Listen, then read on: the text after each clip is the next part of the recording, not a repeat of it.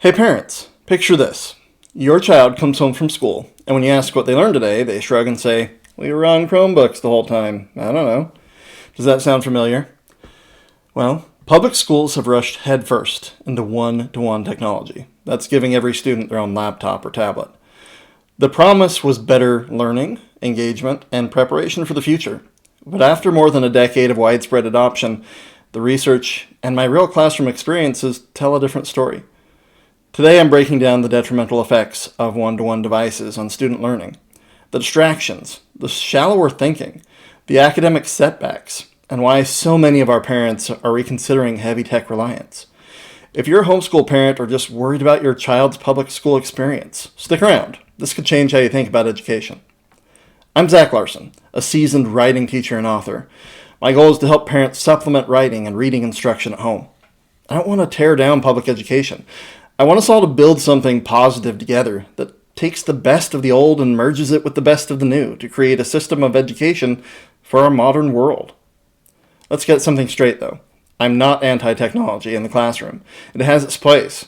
But when every child has a personal device in front of them all day, the downsides often outweigh the hype. I should know. I see it every day. Let's look at what some of the evidence actually shows. First, and the biggest issue, constant distraction. In a typical one-to-one classroom, students have unlimited access to games, social media, YouTube, and tabs. Even if teachers try to monitor kids quickly switch to off-task activities. Studies show that 2/3 of U.S. students report being distracted by devices in class.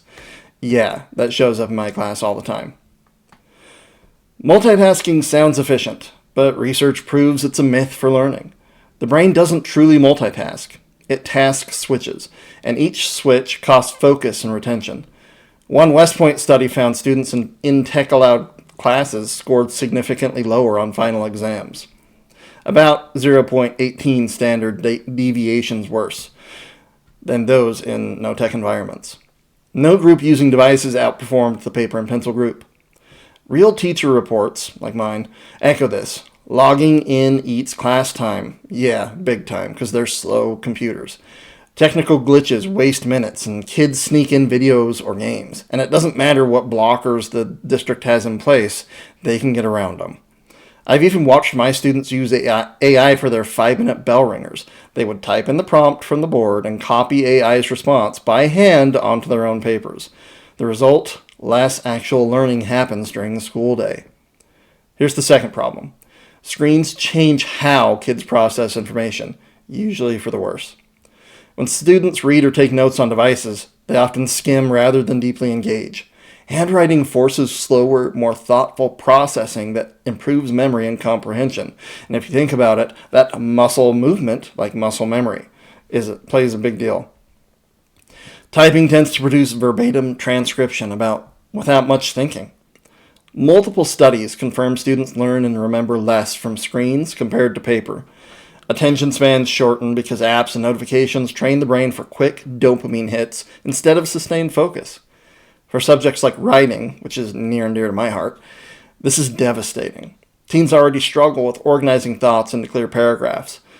When everything is typed in a distracting environment, foundational skills erode. Many public school students arrive in high school unable to write coherent paragraphs because they've spent years on devices instead of practicing the building blocks by hand or with focused guidance. And they can't spell either because they haven't had to think about that. Here's the most surprising part, though. Despite huge investments, many studies find no significant improvement in test scores from one-to-one programs, and some show declines, especially in reading and math. And we know that there's declines in attention. In several large-scale implementations, traditional instruction groups actually outperformed or matched the tech-heavy groups. Motivation sometimes drops, particularly among middle schoolers, who develop more negative attitudes toward learning when everything is digitized.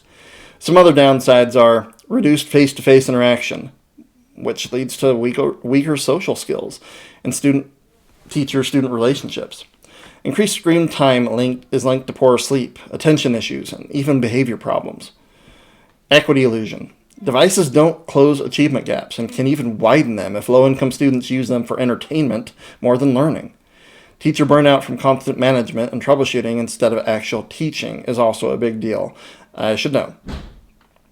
One analysis noted that in some districts, test scores slipped after going fully one-to-one and abandoning paper textbooks and notebooks. So, as someone who helps parents build strong writers, I see the downstream effects clearly. Public school kids overloaded with device time often miss the slow, deliberate practice needed for excellent writing. Brainstorming by hand, crafting sentences without autocorrect crutches, revising with real feedback. Plus, with the advent of AI, it's too easy for students to outsource their thinking. If your student is doing schoolwork with an internet connection open nearby, the likelihood is high that they're outsourcing at least a portion of their thinking to the robots. And it doesn't matter how good of a student they are. I've seen students at all levels use AI that I would have never thought would cheat, but they did. And sometimes they don't even realize they're cheating. They just think, well, this part is easily done by AI, so why shouldn't I use it for that? And they do it. And yet it's supposed to be their thinking on display, and it's not. So look, technology isn't evil, and AI isn't either.